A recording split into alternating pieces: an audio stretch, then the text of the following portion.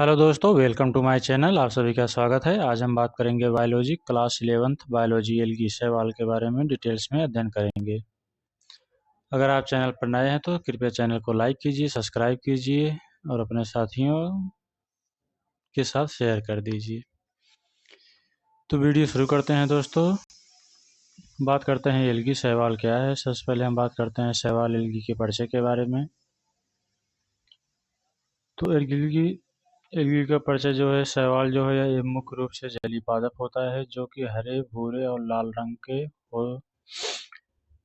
रंग के हो सकते हैं। ये जो होते हैं सरल और अविकसित और गैर विकसित प्रजनन अंगों वाले पौधे होते हैं जो कि शैवाल में क्लोरोफिल की उपस्थिति के कारण ये प्रकाश संश्लेषण करते हैं, जो कि अपना भोजन स्वयं बनाने की प्रक्रिया होती है।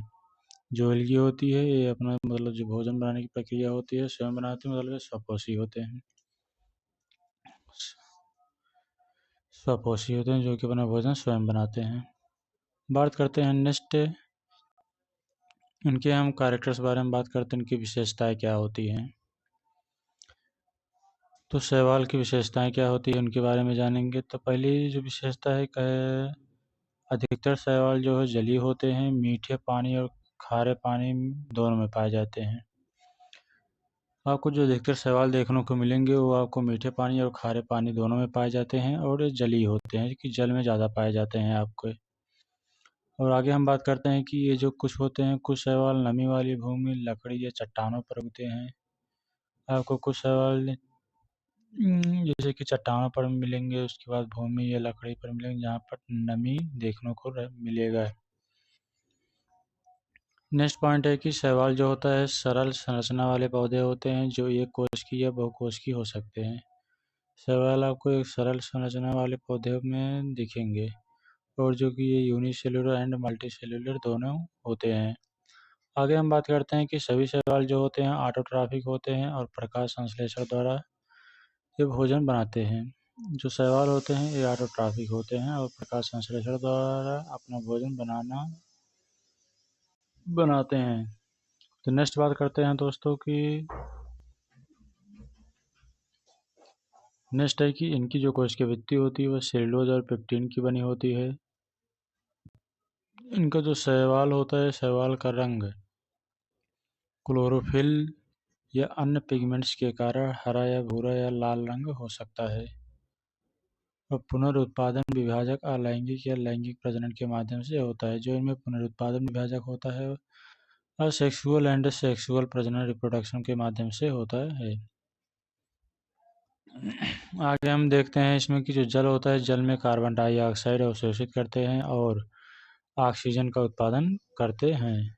जो कि हमें ऑक्सीजन देखने को मिलता है। आगे हम नेक्स्ट बात करते हैं दोस्तों। नेक्स्ट इनके हम हैबिटेट के बारे में बात करते हैं, इनके आवास के बारे में। इनका हैबिटेट है कि ये अधिकतर शैवाल जलीय होते हैं, मीठे पानी या खारे पानी में पाए जाते हैं। अगला है कि इनमें जो कुछ नमी वाली भूमि होती है, लकड़ी या चट्टानों पर भी पाए जाते हैं। जहाँ पर नमी देखने को मिलता है, इसमें नमी जो होता है कि भूमि की लकड़ी और चट्टानों पर भी पाए जाते हैं। और नेक्स्ट है कि शैवाल का जो आकार होता है वह संरचना और सरल होती है। ये यूनिसेल्युलर होते हैं और मल्टीसेल्युलर मतलब एक कोशिकीय और बहुकोशिकीय हो सकते हैं। अगर आप इनके एग्जाम्पल की बात करते हैं उदाहरण में आ जाता है क्लोरेला। उदाहरण में आपको देखने को मिल जाएगा क्लोरेला एक कोशिकीय जो होते हैं स्पाइरोगायरा देखने को मिल जाएगा जो कि बहुकोशिकीय होता है। स्पाइरोगायरा होता है जो आपको बहुकोशिकीय देखने को मिल जाएगा। अब हम बात करते हैं नेक्स्ट स्लाइड। इसमें हम बात करेंगे जो शैवाल की संरचना होती है, स्ट्रक्चर ऑफ द एल्गी। इसमें हम बात करेंगे शैवाल की संरचना के बारे में। बताया गया है कि जो शैवाल होता है वह एक कोश की यूनिसेल्युलर और बहुकोश की दोनों रूपों में पाया जाता है। जो एक कोश की होता है यह दो प्रकार का होता है। जो यूनिसेल्युलर होता है यह दो प्रकार के होता है। नंबर एक जो होता है चल मोटाइल। इस प्रकार के शैवाल में कसाव फ्लैजिला के द्वारा गति होती है। इस प्रकार के शैवालों में कसाव या फ्लैजिला के द्वारा गति होती है। उदाहरण के तौर पर आप क्लाइमेडोमोनास एग्जाम्पल में ले सकते हैं। क्या एग्जाम्पल के तौर पर क्लाइमेडोमोनास। फिर आ गया कि अचल नॉन मोटाइल जो होता है, इस प्रकार के शैवालों में कसाव की अनुपस्थिति के कारण गति नहीं होती है। इस प्रकार के शैवाल में कसाव की अनुपस्थिति के कारण गति नहीं होती है। एग्जाम्पल के तौर पर आप ले सकते हैं क्लोरेला।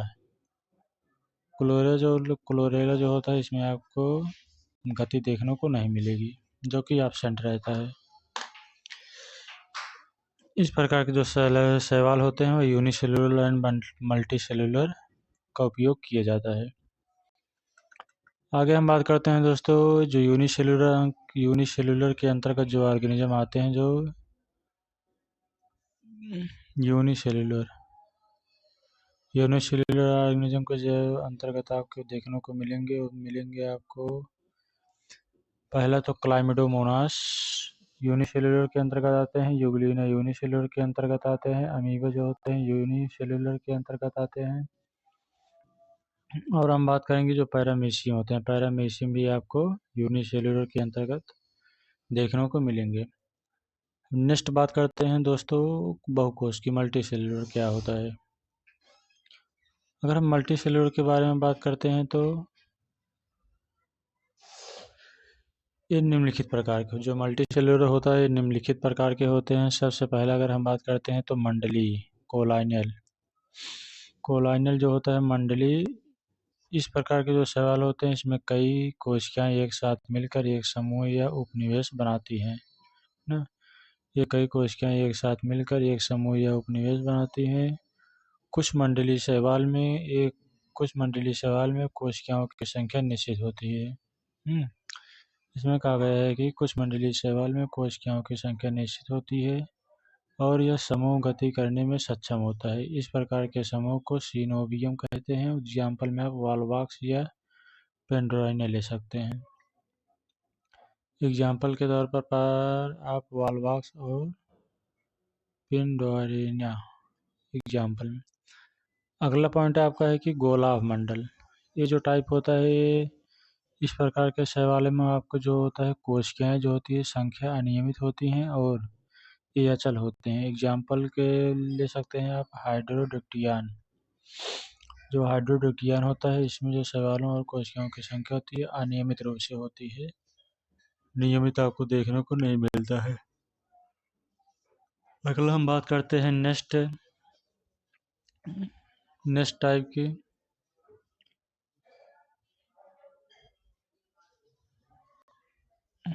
तो आप यहाँ पर देख पाएंगे कि मल्टी सेलुलर ऑर्गेनिज्म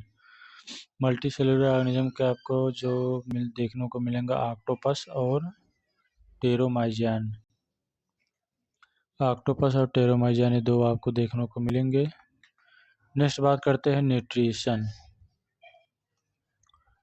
न्यूट्रिशन जो होता है पोषण। न्यूट्रिशन का अर्थ है उन प्रक्रियाओं का समूह जिसके द्वारा जीव अपने शरीर के लिए आवश्यक तत्व जैसे कार्बोहाइड्रेट, प्रोटीन, वसा, विटामिन, खनिज आदि को प्राप्त करते हैं और उनका उपयोग करते हैं पोषण शरीर के लिए ऊर्जा प्रदान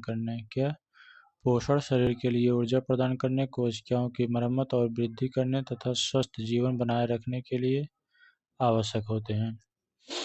कि ये जो मतलब जो पोषक तत्व जो न्यूट्रिशन होते हैं, पोषण होते हैं, इनका मतलब जो इसमें आपको कार्बोहाइड्रेट, प्रोटीन, वसा, विटामिन, खनिज देखने को मतलब खनिज प्राप्त होता है, जिससे कि आपके शरीर को स्वस्थ रहने के लिए उपयोग किया जाता है, जिससे कि आपके शरीर में पोषण की वृद्धि हो और आप स्वस्थ रहें। तो नेक्स्ट हम बात करते हैं रिप्रोडक्शन। बात करेगा हम रिप्रोडक्शन के बारे में, तो शैवाल में जनन का मुख्य रूप 3 विधियों से होता है। शैवाल में जो जनन होता है मुख्य रूप से 3 विधियों में होता है। नंबर 1 जो होता है वेजिटेटिव रिप्रोडक्शन, दूसरा आपको असेक्सुअल रिप्रोडक्शन, तीसरा सेक्सुअल रिप्रोडक्शन ये देखने को मिलेगा। मतलब अलैंगिक जनन या लैंगिक जनन, और दूसरा हो गया कायिक जनन, जिसे वर्धी जनन के भी नाम से जाना जाता है। आगे हम बात करते हैं वेजिटेटिव रिप्रोडक्शन क्या होता है। जो वेजिटेटिव रिप्रोडक्शन होता है, यह शैवालों में जनन की एक सरल विधि है। इसमें शैवाल का थैलस छोटे छोटे भागों में टूटकर विभक्त हो जाता है और प्रत्येक भाग से नया पौधा उत्पन्न होता है। इस प्रक्रिया को विखंडन या फ्रैगमेंटेशन कहते हैं। इस प्रक्रिया को फ्रैगमेंटेशन या विखंडन कहते हैं। अब आगे हम बात करते हैं कि अलैंगिक या लैंगिक जनन, असेक्सुअल रिप्रोडक्शन। अगर हम बात करें तो असेक्सुअल रिप्रोडक्शन जो इसमें होता है, इस विधि में आपको शैवाल की कोशिकाएं या कोशिकाओं का जीव द्रव्य विभाजित होकर बीजाणु स्पोर्स उत्पन्न करते हैं। क्या इस विधि में शैवाल की कोशिकाएं या कोशिकाओं का जीव द्रव्य विभाजित होकर जीवाणु उत्पन्न करता है। ये बीजाणु जो होते हैं अपने माता कोशिका से अलग होकर नए पौधों का निर्माण करते हैं। यह जनन प्रायः निम्नलिखित विधियों से होता है। मतलब जो आपको अलैंगिक जो असेक्सुअल रिप्रोडक्शन देखने को मिलेगा, इसमें जो मादा जनन होती हैं ये बीजाणुओं को अलग होकर नए पौधों को निर्माण करती हैं। यह जनन प्रायः निम्नलिखित विधियों से है और निम्नलिखित भागों में बांटा गया है।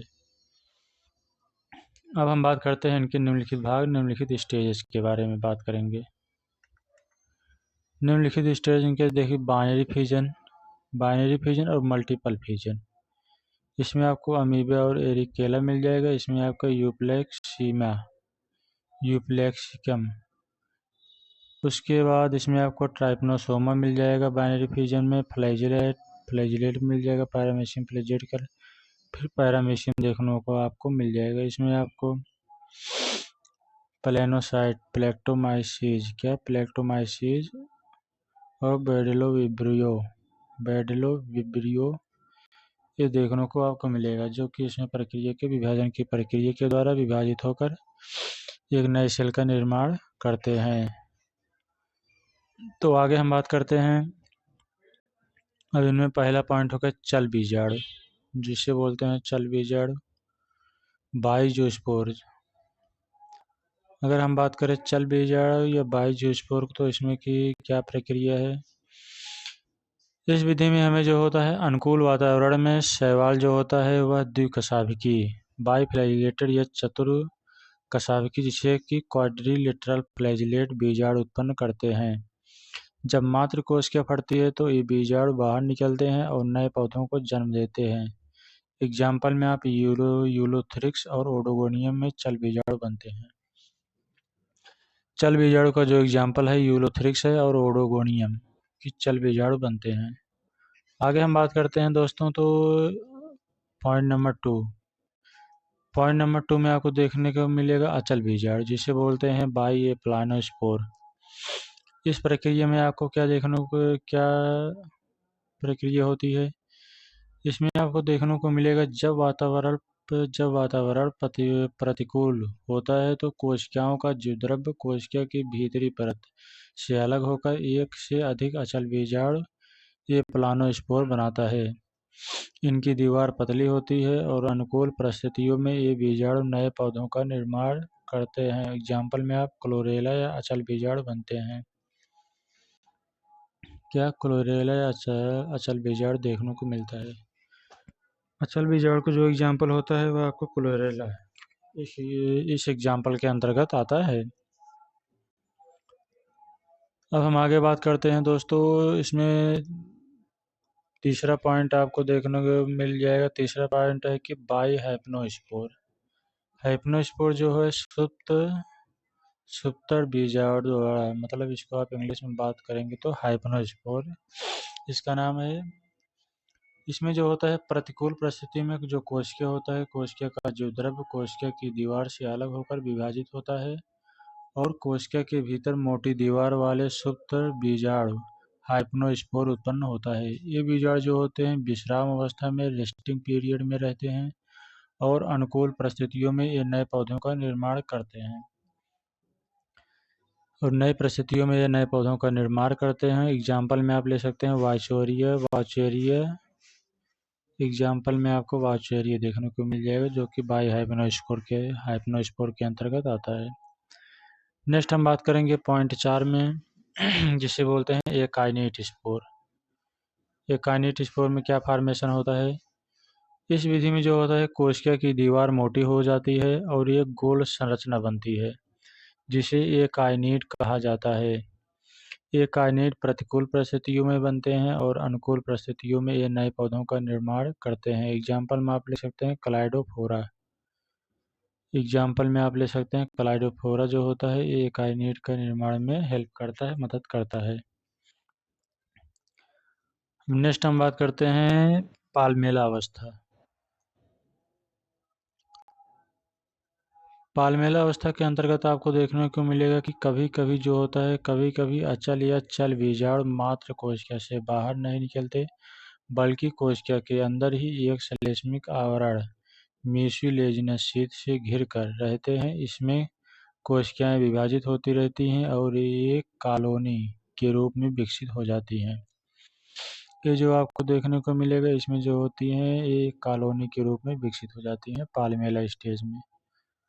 नेक्स्ट हम बात करते हैं, यहाँ से बात करेंगे सेक्सुअल रिप्रोडक्शन। सेक्सुअल रिप्रोडक्शन की क्या महत्वपूर्ण भूमिका होती है जो इसमें आपको देखने को मिलेगा। इस विधि में जो शैवाल होते हैं दो विभिन्न प्रकार के जीन का आदान प्रदान करते हैं जिससे नए पौधों में आनुवंशिक विविधता उत्पन्न होती है। यौन जनन जो होता है शैवालों में गैमीट्स के मिलन से होता है जो उनके जीवन चक्र का हिस्सा होता है। अब हम बात करेंगे लैंगिक जनन। सेक्सुअल रिप्रोडक्शन शैवालों में 3 प्रकार का होता है। आपको जो शैवाल में सेक्सुअल रिप्रोडक्शन देखने को मिलेगा इसमें दी 3 types of the sexual reproduction. तो पहले पॉइंट की हम बात करते हैं तो आइसोगैमस टाइप। पहला पॉइंट है आइसोगैमस टाइप। इसमें क्या होता है, इस प्रकार के जनन में दोनों युग्मज गैमीट्स का आकार और संरचना में समान होते हैं। दोनों युग्मज मोबाइल चलाने योग्य होते हैं और दोनों के पास समान आकार या आकार में कोई बहुत अधिक अंतर नहीं होता है। एग्जाम्पल में आप ले सकते हैं, एग्जाम्पल के लिए क्लाइमेडोमोनास में आइसोगैमस जनन होता है जिसमें दोनों गैमीट्स समान होते हैं और एक दूसरे से मिलकर नया पौधा का फॉर्मेशन करते हैं, न्यू प्लांट्स का फॉर्मेशन करते हैं। यह जो है आइसोगैमस के अंतर्गत आता है। अब हम बात करेंगे एनाइसोगैमस। अब हम बात करेंगे एनाइसोगैमस की प्रक्रिया क्या है।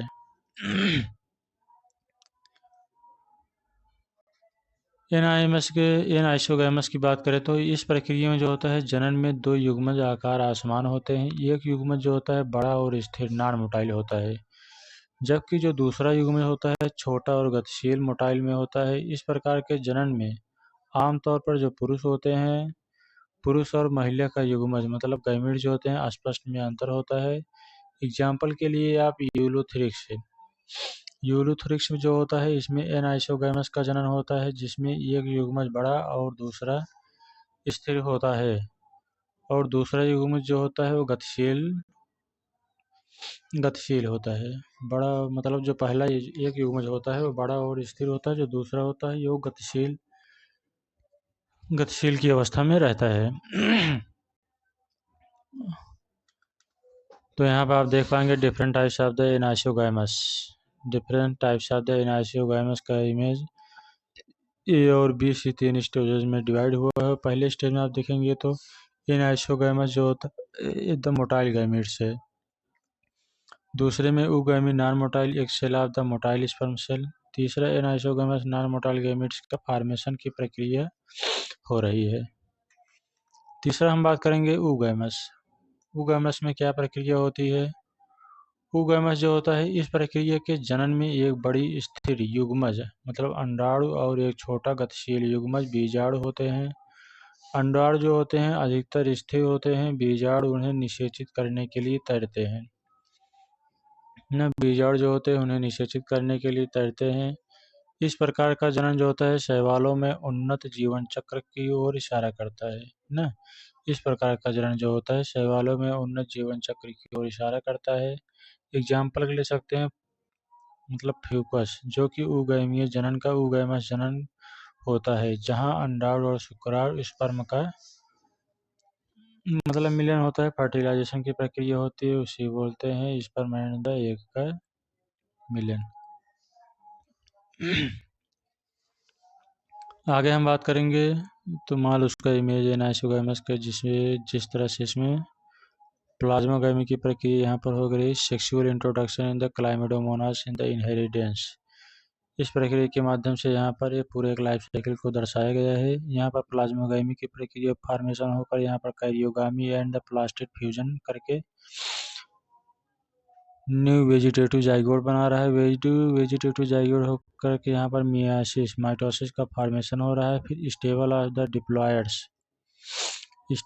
द डिप्लॉइड्स का निर्माण हो रहा है, और यहाँ से एक वेजिटेटिव जाइगोट से एक जाइगोस्पोर का फॉर्मेशन हो रहा है। जाइगोस्पोर का फॉर्मेशन होकर जिसमें जर्मिनेशन ऑफ द मियासिस, उसके बाद जर्मिनेशन ऑफ द मियासिस का फॉर्मेशन होता है, जो कि हेप्लॉइड ऑफ द प्रोजेनी टेट्राइड का निर्माण फॉर्मेशन करने में मदद करता है। फिर गैमेटोजेनेसिस की प्रक्रिया होती है। गैमेटोजेनेसिस की प्रक्रिया में यहाँ पर आपको हेप्लॉइड स्ट्रक्चर देखने को मिलेगा, जो कि एग्रीगेशन के द्वारा होता है। अब हम बात करेंगे आगे। तो दोस्तों वीडियो यहीं पर आपका समाप्त होता है। वीडियो कैसा लगा आप सब कमेंट में ज़रूर बताइएगा। तो मिलते हैं किसी नए टॉपिक के साथ, तब तक के लिए धन्यवाद।